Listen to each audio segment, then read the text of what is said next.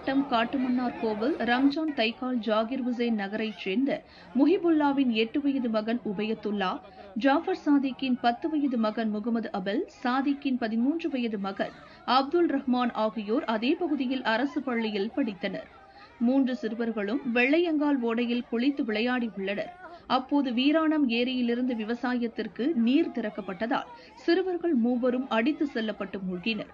கரையிலிருந்து இதனை பார்த்த சக நண்பர்கள் பெற்றோர்களிடம் கூறினர். கிராம மக்கள் சிறுவர்களை தேடினர். அவர்கள் கிடைக்கவில்லை.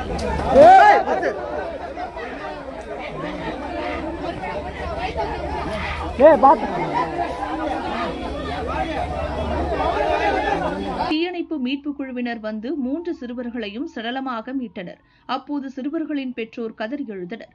விவசாய அமைச்சர் பன்னீர்செல்வம் சிறுவர்கள் உடலுக்கு அஞ்சலி செலுத்தி பெற்றோருக்கு ஆறுதல் கூறினார். அரசு அறிவித்த தலா 3 லட்சம் ரூபாய் நிதியுதவியை வழங்கினார்.